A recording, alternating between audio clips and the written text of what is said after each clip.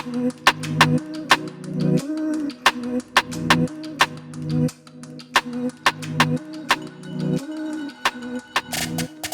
everyone to another Empathy Week webinar series talk. I am delighted that we have Claude Silver, who is a Empathy Week ambassador, put that first and foremost, but is also the Chief Heart Officer at VaynerMedia, working with up to around 1,000 employees.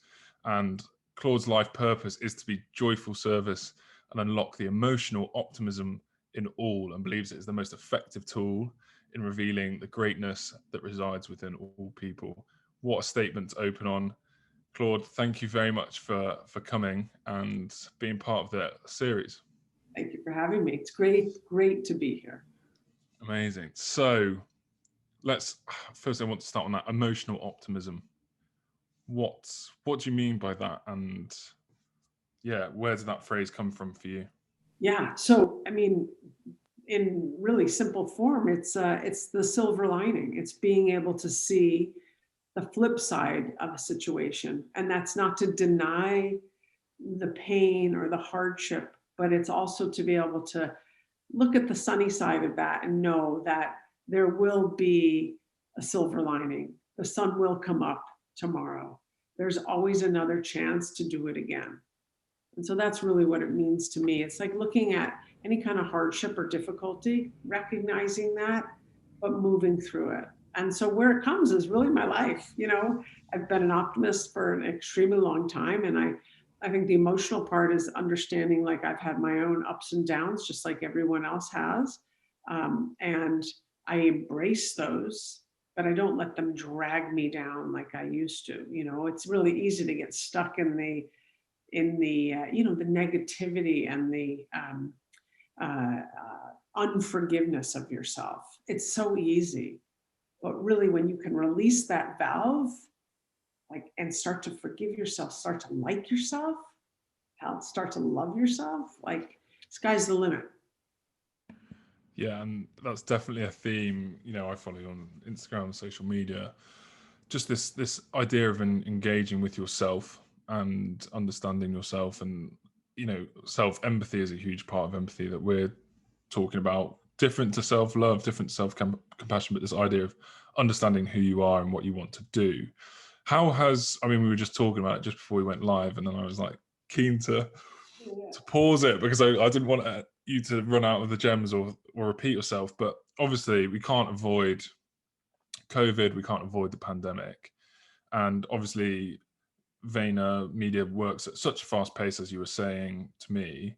How have you encouraged that emotional optimism in your staff and people that you work with? And how have you kept that going from like you said, from the office straight to an online virtual working space? Yeah. You know, the thing that we had working in our favor even before COVID is that we've always been a high touch culture. We've always leaned in. We get to know our people, not just the accounts they work on or the departments. It's all about, like, who they are, what they do, what's going on in their life. That's the most important thing, because then we're coming to them as humans, right? And so when we went into COVID and sent everyone home, like, yes, it was really hard not to walk through the hallways and high five one another, chat, getting a coffee. You know, it was really, really difficult for everyone, right? Everyone in the world. It's been, I think, we've been devoid of physical contact in that way. However, we have leaned in that much more in terms of, like, talking to people and getting real. Like, you know, what are you watching on Netflix, and how's it been? You know, you live alone. That's tough when you live alone and you're in lockdown. It's really, really hard. So having those conversations and not normalizing it, but making them mean something.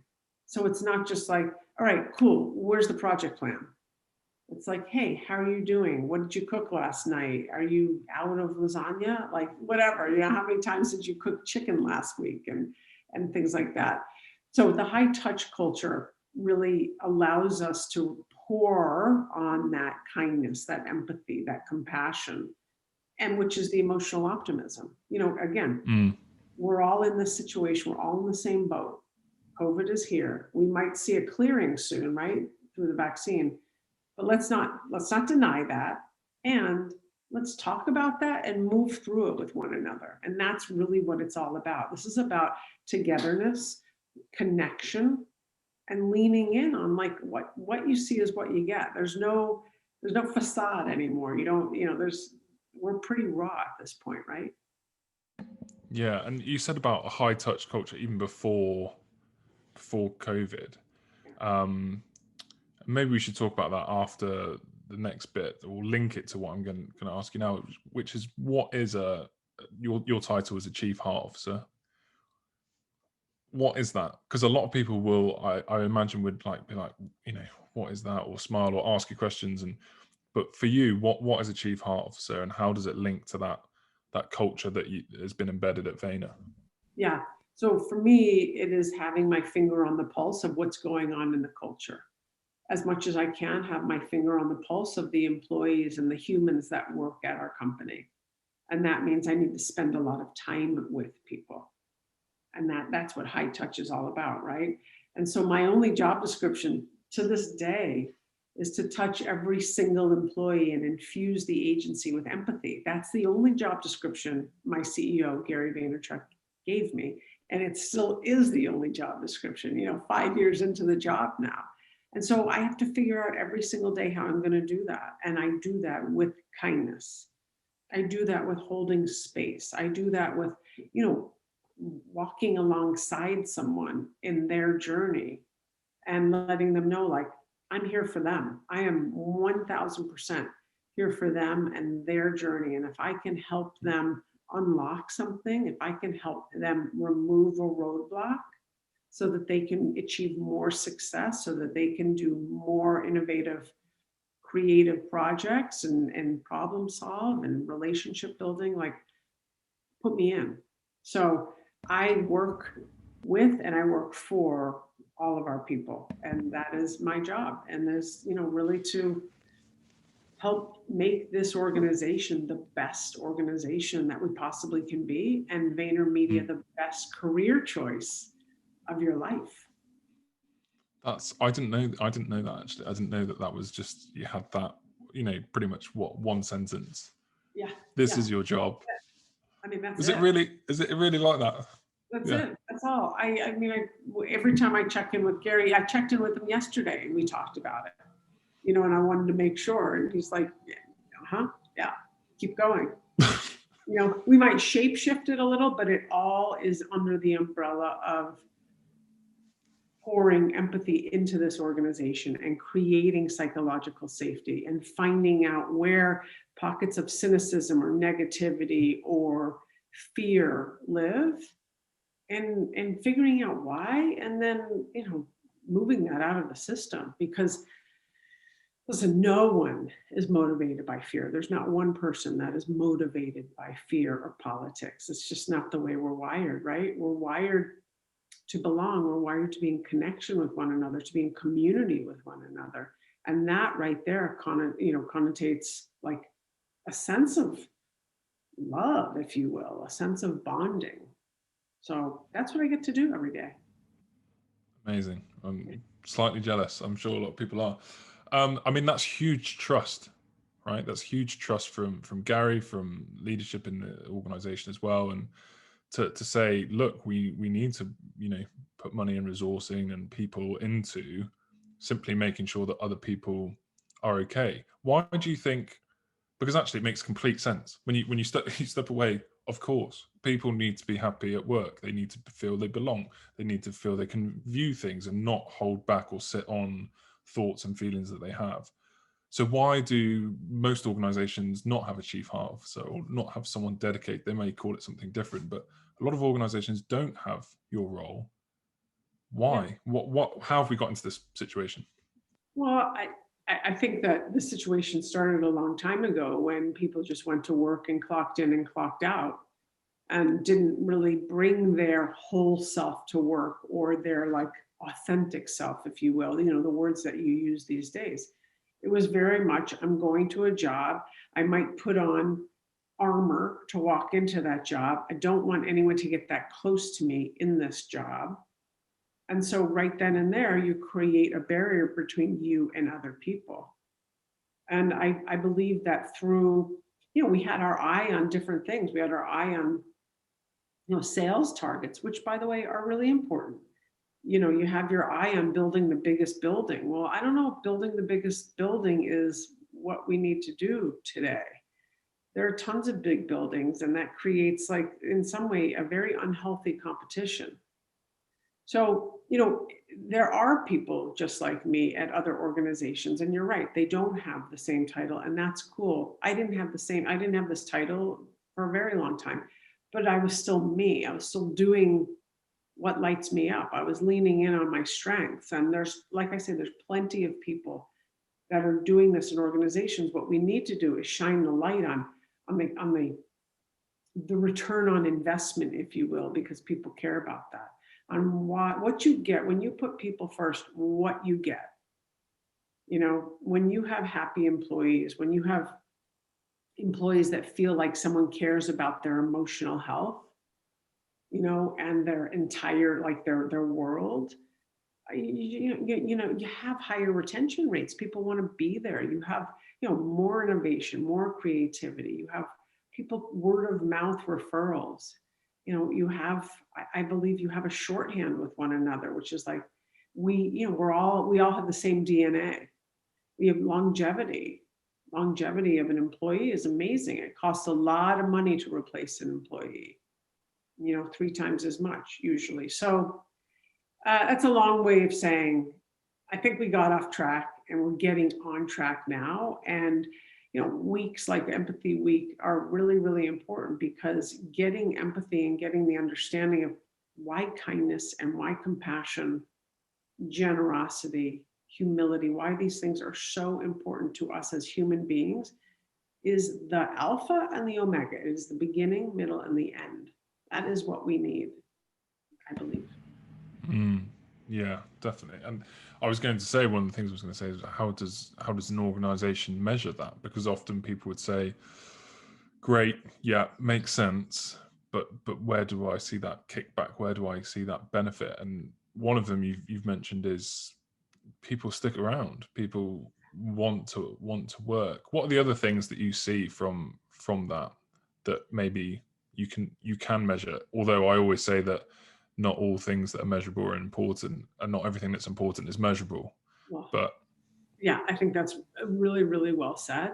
Someone said to me the other day, I think the ROI of putting people first is that you have poachable employees. So people want to poach your employees and take them out of the system. And I had never thought about that, but I think there's some validity to that for sure. But like I say, less absenteeism.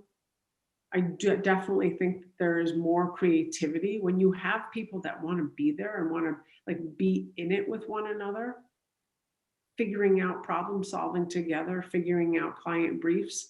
Like, that's because you are devoted not only to yourself and growing and learning and developing at this job, but you want to do it with these people. People, we always hear this, people stay at companies for the people and the managers. That's why you stay at companies. And I would like to think that people are staying at VaynerMedia for the people, the managers, but because they get to do some really, really different type of work, because we think about advertising differently. And that's a big deal. That's a real big deal. We're very, very different than the other advertising agencies out there. And that's not to say that they're not great. They are. We're just different. what sort of examples of, or things can you remember of, either events or, because you've talked about everything quite broadly, but if you could pinpoint, like, we've put this event on, or there was a time when this person was doing this, what sort of examples could you give us that would show almost that empathy in action, that kindness in action? Yeah. Well, here's an example. So every single day at 1:37 p.m. East Coast time, 6:37 p.m. UK time. You can do the math for the other regions. Every single day, we have asked people to not schedule client calls, to not schedule meetings, and to tune in to Gary interviewing some celebrity, educator, academic for 15 minutes from 1:37 to 1:52 every single day. We have an internal YouTube link that goes out. Last Friday, it was Novak Djokovic. Yesterday, it was Miguel, the singer. We've had academics. We bring our own employees up to interview these people with him, which is amazing. And I believe that's empathy. I believe that's goodness. I believe that is telling people, we want you to take a break, like cognitively, like let go of the client brief that you're working on. It's 15 minutes. And if you can't find 15 minutes, then we really need to talk about that. Wow, So yeah. huge initiative for 1,000 people. Now, mind you, our office in Singapore is sleeping, so they watch the tape. They don't watch it live. And there are some people that can't get away and they watch it, they watch the recording. But, every single day, 15 minutes, it's amazing. I have no idea who's going to be today. I can't, like, literally. I was going to say, we might be cutting into it a little bit. I feel apologies to Gary from me. But we're going to cut into it, but that's cool because, look, I can watch the tape too. I want everyone else to be there. So that's a huge, huge thing. I mean, here's another one, which is tomorrow is Employee Appreciation Day. Everyone's having a half day. And by the way, like, yes, that's important. It's important to appreciate your employees. And we could have done something and given people, Starbucks cards. But instead, people, I know from talking to them, listening to them, they would rather have 3 hours off to just faff around and do whatever they want to do and not have to be beholden to client deliverables or internal meetings. So these are just like, these are big things that I'm talking about. But there are much smaller things because, by the way, you don't need to go big to make an impact. Recognizing people and letting them know that we do shout outs every week. We have a Slack channel for employee shout outs. Anyone in the world can say, and just crushed it on whatever, and it was really good from your peers. Yeah, as I used to say, everyone loves a sticker. I remember teaching, having 11-year-olds in my classroom, and then I go to a lesson with 18-year-olds, and the 18-year-olds would like the sticker more than 11-year-olds. But it links in so nicely to everything you're saying there about holding space and celebrating, and then that person feels a sense of belonging. And that I want to re-emphasize that point. You don't have to do big things to have a big impact. The small little things can make such a big difference. And I hope students that will watch this and watch it back see that, with their empathy action projects and what they're trying to do in the world, that, I always pick out Greta Thunberg as well, because obviously huge protests and gatherings all around about climate change. But she actually just took the simple step of got a piece of paper, a piece of cardboard, wrote a sign on it, sat outside the parliament in Sweden. And it was only because someone else and how social media works now that she went viral. But she took that small action because she cared about it and was passionate about it. And it was just a small action, but look what it's done. And that's not to say that will happen for your projects or anything, but I love the fact that, that giving time, and absolutely, even this, the reason we're doing these webinar series is this is empathy, because we're trying to hold space for you and understand your thoughts and how you work, and learning from you and understanding you. I think that's amazing. I never knew that about VaynerMedia. Yeah, I mean, it's tremendous what we do there. Big, small, smaller. And by the way, a thank you goes a hell of a long way. If you want to really just impact someone, appreciate them. Actually take a time out and send them just a random text. Like, hey, I appreciate you. Okay, yeah, cool. That makes them feel so good. And I get to do that every single day. And I encourage other people to do that. And they don't even need the encouragement. We all want to feel this sense of belonging. We all want to feel like I matter to you. I matter. Yeah. It's So simple, isn't it? Sometimes. How did you, taking it back a little bit, early career, what did you want to do? What were you doing? What's led you up to this moment? So early career, I wanted to be a psychotherapist, for sure. And I knew that in my bones from a very young age because I had a big curiosity about human behavior, and I really like people. I mean, I like, and that's not to say it like in a very corny way. Like I appreciate the journey that we're all going on, and it's messy. There's nothing really like clean about it. If it's clean, I don't know if it's real, right? So I was studying to be a psychotherapist, and I got a job at a internet.com company. That's what they were called back in the day. And I said to myself, you know what? I'm going to go this way, and I'm going to learn this world of digital, right? Internet, which was newish, I'm, back in those days. And and I just knew that I would always stick to my guns in terms of caring about people. I'd always been, prior to that, I had been an outdoor adventure coach. I had been a tennis coach. I had, I like being with people. I like team building. I like team bonding. And I'm not even that much of an extrovert, so anyone can do it. And then I found my way into this world of advertising. It was a mistake. I mean, I had no business being in advertising. I didn't know what it was, but I got, in jobs at advertising agencies. And then for 5 years after 9/11 happened and many of us were laid off, I started an outdoor adventure surfing company in San Francisco, which is very cold water, the Pacific. It's like Cornwall. I mean, it's cold water. So I had a very Yeah. thick wetsuit. I had that great tan from neck up. Mm. And for 5 years, I pushed people in the water and cheered them on and taught them how to surf. And then one thing led to another. I ended up in London at some advertising agencies, and I was introduced to Gary, and I knew who he was, and the rest was history. It was like, I like you. Well, he liked me. And I started at VaynerMedia on the client service side. I was a strategist for a very long time, and I ran a very large book of business at VaynerMedia.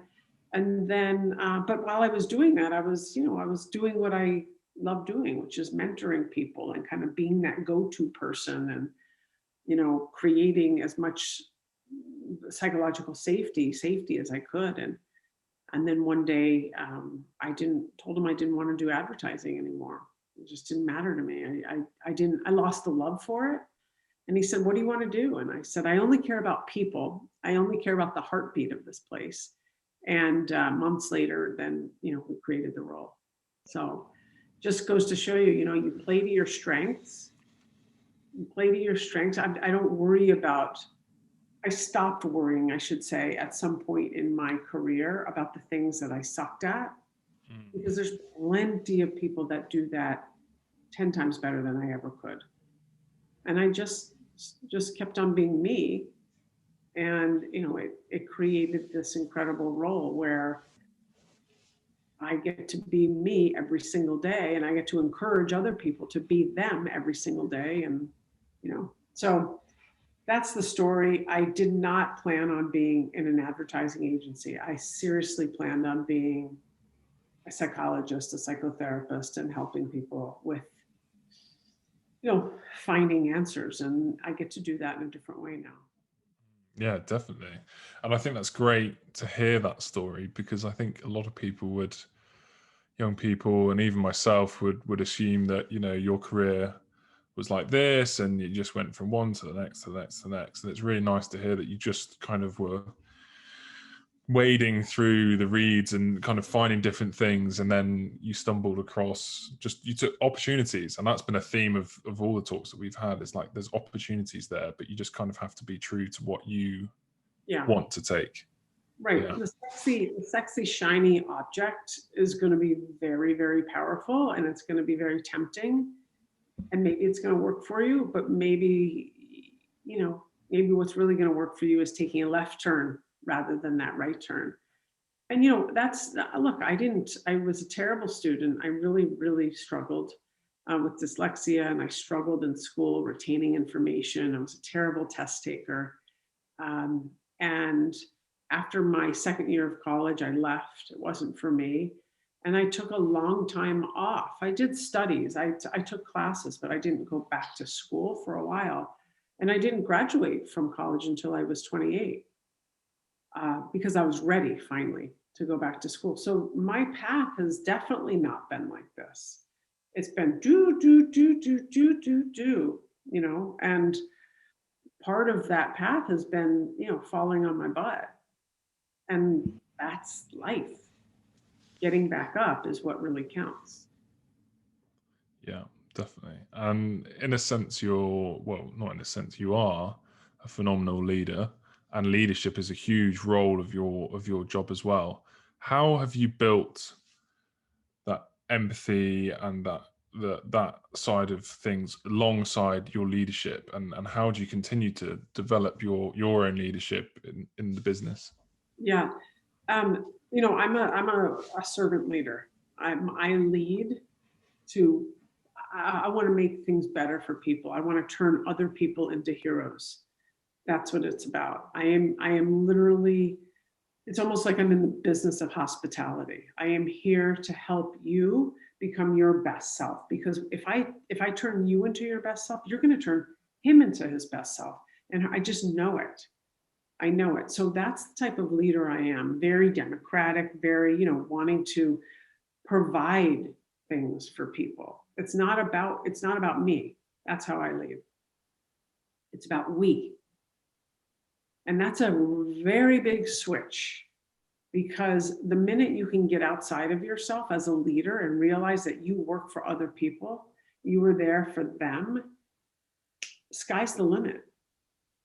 So, the things I try to teach are by example, being the bigger person in every situation, taking accountability, taking responsibility for something and then moving on, setting people up in a way that's very obviously very kind, but very honest. Not I don't want to pull the wool over someone's eyes and tell them that they're doing a great job if they're not. That's not helping them. You want to give people your observations and feedback, because it's this invisible ink we all have right here, and the invisible ink says, help me grow. Help me grow. And as a leader, I'm here to help you grow. So that is who I am every single day and every single hour of my job. Right before I got on this call with you, I was holding a Zoom to celebrate International Women's Day, which is coming up on Monday, March 8th. And I had 20 women on a Zoom, and I had everyone go around the Zoom and say what International Women's Day means to them at VaynerMedia. Like, that's incredible. I did nothing other than send the invite out, tell people what we were going to do, and then I got to take part in it. They did it. They showed up. I invited them. What were some of the things that they were saying? Standing on the shoulders of people that have come behind, come before them. The fact that we now have so many female leaders, 3-5 years ago, we didn't. That being a woman is, a superpower, that we have, we recognize one another, the connection that we all have. There were people that were from diverse backgrounds and also different races and ethnicities, speaking about what that's like for them, because diversity and inclusivity is extremely important. So, empowerment, encouragement of one another, sisterhood, the fact that we're global, we talked about that. So it was very, very powerful. Yeah, amazing. Again, holding space, the theme of holding space, giving people an opportunity. Yeah. How do your meetings go with other chief execs in the business, and when you sit around with Gary, and how does your role link into their roles as well? I'm intrigued to know. Yeah. So Gary will always say that 9 out of 10 times, if we're talking about a person or a cultural issue or phenomenon, 9 out of 10 times the vote will go my way. because we're putting people first. We're not, yes, are we financially driven? Yes, of course, we have to keep the lights on, but we're 5149. We call it the honey empire. And so, I'm in those rooms to talk about what's going on with the human being. I'm in those rooms to try to figure out, like, if we're doing some kind of like organizational design, or we're doing a reorg in a department, like, are we setting these people up who I think are going to work together, or is there going to be like some massive strife? Because again, speed is so important to what we're doing. And how do you get to how do you get to speed? Like, yes, of course, there's a little bit of conflict. You need that for discussion, and it's like a diamond, right? A diamond forms under great pressure, but we don't want the system to break. We want people to feel agile enough and fluid enough so that they can do great things and brainstorm together. So I'm there to literally talk through those types of decisions, and in organizational changes, cultural changes, what we want to do. I mean, I'm in finance meetings, even though I'm not necessarily touching top line revenue, I'm touching bottom line revenue. So the conversations are amazing. I mean, we all really respect one another. We all are playing to our strengths. And that's one of Gary's great strengths, is to set people up in the right positions, such as me, Yeah. and so that we can partner together, because hello, yeah, we're better together. When our energy comes together, like, we can make decisions and go. Yeah, makes so much sense. And I think what you said earlier also links with that about, playing to your strengths, and, you're not so good at other things. And there are people 10 times better than you at those things. So bring them on board, and having people in the right places allows that machine to work and work well. How do you see everything in 10 years time? Because it's such a pivotal point at the moment. The Goldman Sachs boss in the UK said everyone's going back to the office, and then Spotify just announced that actually you can work from wherever you want in the world. We don't even care, as long what's your own individual sort of thoughts on where this is going, and how do businesses keep that empathy alive, moving more into this virtual working space? So I do think it's important for people to have some time together physically. I don't think it needs to be mandatory, but I think it's really important, because there is a certain kind of chemistry and intimacy which creates great products, which creates innovation, which creates diversity. And so I think it's important that there is a hybrid model. I really do. And that's for people to figure out what works for them. I don't think we need to ever be in a situation where someone is so busy running to an airport and getting into that meeting and doing all those things we used to do, which they create so much anxiety in a person. We just didn't even know it, right? We didn't even feel it. What it was like to take a taxi across town, get to Heathrow, wait, get on a plane, maybe you have Wi-Fi, maybe you don't have Wi-Fi, you're stressed out, you land. Like that, I don't think we need to do anymore. And so I do think the hybrid working world is the way to go. And I think there's so much you can do with video that we're not going back. There is no back, but what I do think is that there needs the optimism that I believe that is in the water, at least at Vayner, and I think at some other companies, is optimism that we need to spread with osmosis. And the way to do that is with high touch.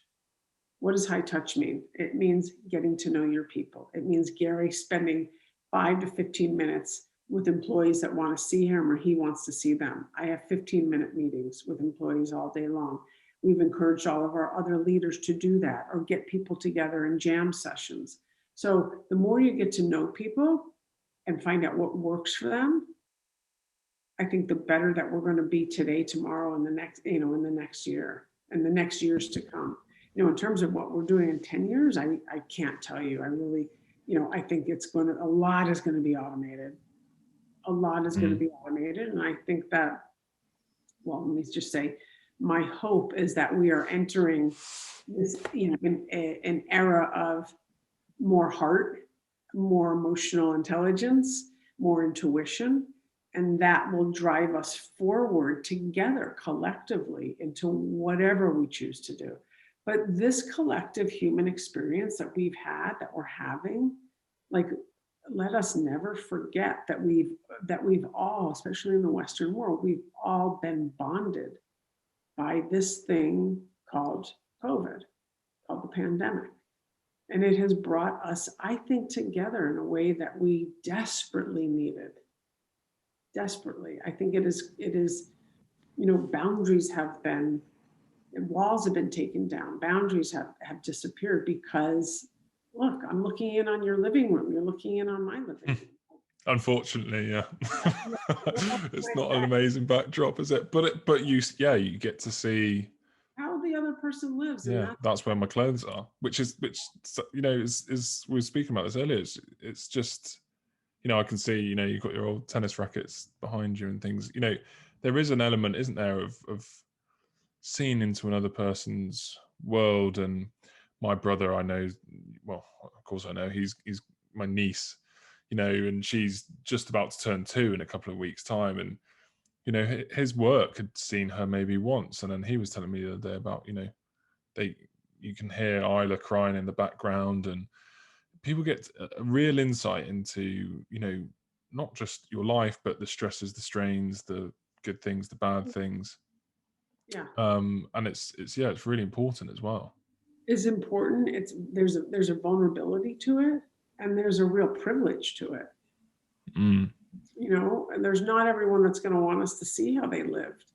And sometimes they might not have a choice. This is a meeting that we need to be in with them, and so you want to check yourself, check your bias, check what you think about that person or the way they live or their wardrobe back there. Like, we're doing the best we can. And the best we can is pretty darn good, considering we all got thrust into this a year ago. Yeah. Happy 1 year anniversary, isn't it, really? Yeah. But if you think about it, what I just said, we're doing the best we can. That takes empathy to understand that. That takes, understanding that I'm doing the best I can, considering the circumstances, considering I have a 2-year-old that's sleeping in the next room, all of those things. And if I can give myself that grace, then certainly I can give you that grace. The word empathy, it's, I've followed Gary on social media and things for probably a couple of years, and a lot of people do. And he's definitely been one of the people that's been using empathy, but the word is becoming more popular, every week, I feel. When did, you start using it in your life, and when, and how is it used in the company now? Is it used explicitly all the time, or is it more, because some companies won't say it's empathy or use the word empathy, but they'll definitely do things that show empathy? I mean, look, it's used quite a bit. Gary developed a wine called empathy. So it's something that it's certainly one of our values and our guiding principles. And empathy is a feeling. The action of empathy is kindness. It's compassion, right? And so that's actually, that's what it is. When you're kind to someone, when you hold space for someone, that's how empathy comes to life. So to answer your question, we use the word kindness quite a bit. I would say more than empathy now, because we want to show the action. It's an active word. I was telling you earlier that I was studying to be a psychotherapist. So empathy has been in my vocabulary for some time. I would say alongside of psychological safety has been in my vocabulary, or holding space, or these things, because this was what I not only was studying, it's a hobby for me to read up on things like, a lot of psychology books, spirituality books. So I don't know another way of being. I wouldn't want to be any other way. But people ask all the time. People ask me, I'm sure they ask you, like, can you teach empathy? I absolutely think you can. And I think it really requires some kind of self-awareness, some kind of understanding of yourself. And that's Yeah. what I was saying. Like, hey, in the background, if I can give myself a little bit of grace, then gosh, I can give you a little bit of grace. And I can try to understand what your circumstance is like. I'm never going to actually know, right? Because I'm not you, you're not me, but I can try. And that act of trying produces kindness. It produces an even playing field. It produces a space that is like fertile or ripe for like connection to happen rather than disassociation. We can come together. Yeah. That's like mind-blowingly simple and yet mind-blowingly difficult sometimes for us humans to like just be a little bit kinder and softer to people. Understanding, like, look, there's not a lot of difference between us and other people. We all have very similar emotions. Yeah, we have different backgrounds and different circumstances happen to us, but like the emotions are pretty similar. So let's try to remember that. Yeah, and I think I haven't yet had too much feedback from Empathy Week last week with the films, but definitely from last year, which was filmed in India with, young people. In fact, we're speaking to Pankaj on one of the shows as well. He was one of the people I filmed, and, someone in India who's grown up in a slum area and then, plays football and is using that to develop their skills, compared to someone in the UK, in London, for example, 7,000, kilometers apart or whatever. Yet you can see, it was amazing to hear students talk about, oh, I can see that bit of that person in me, and I'm like that. And it doesn't matter that where you've been born or what language you speak and how you've been brought up. We are humans. And I think we forget that because we are the news. We watch the news about people trying to cross a border. Well, borders are man-made. Are you a citizen? Are you not? One of the films this year was actually, I filmed in London because I couldn't get away, and I filmed one of my friends, Huss, and I trained with him as a teacher, and I've known him for 6-7 years, but I never knew until I sat down with him and interviewed his real story, which was at 4 months old, he left Somaliland in Africa, came to the UK, but because Somaliland was a part of Somalia that wasn't recognized as a country, he didn't actually have a passport that allowed him to travel internationally. And he only became a British citizen at 21.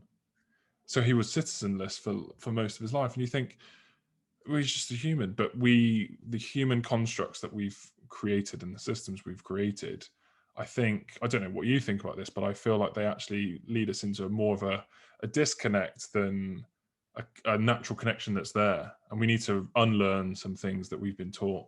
That's exactly right. I think the unlearning, and that's why this type of collective experience that we're all having, I believe if we stay true to it, if we stay true to what's really happened, we can unlearn. Like, again, there is very little difference between the experience that you're having and I'm having. We're both in our living room. We're both, still eating and using the same recipes. Like, we're not going out to dinner. I mean, we're not going to the pub. We're not doing what we used to do. We're not playing football on a team. It's different. And so if we can just keep in that, like that collective, like, yeah, this experience, I think that we can unlearn some stuff. And I do think that we're such resilient beings that hopefully, and I really think this is possible, we can like speed up the learning of caring for one another, period. Yeah, amazing. Claude, thank you so much. I'm going to ask you one last question. I know you need to run. Yeah. You're a student or you're at school, but you're starting to think about a career and what you want to do with your life. What is your advice to young people that are listening to you and think, wow, your job sounds amazing, what you've done sounds amazing. I'm either confused or I know what I want to do. What's your advice to people about to embark on the working world? Yeah, my advice is two. I think one, ask as many questions as you possibly can. You'd be so surprised that people say yes. If you say, "Hey, can I talk to you for 15 minutes for, about your job?" You'd be super, super surprised. And the second thing is something I wish I would have known much earlier, which is concentrate on your strengths. Your weaknesses, like they're gonna, yes, you can flex a muscle and you can get stronger, but let's focus more on what you're great at, because that's what we need. We need more of you and your greatness. Amazing. What a way to end. Claude, thank you so much for being part of this, being part of the show. How can people find you and connect with you? Yeah, I love that. LinkedIn, Instagram, I write back to everyone and anyone. You can get on my website. It's just my name, claudesilver.com. I've got a podcast. Like, you just write me. I'd love to hear. I'd love, love, love to hear from anyone, and especially students.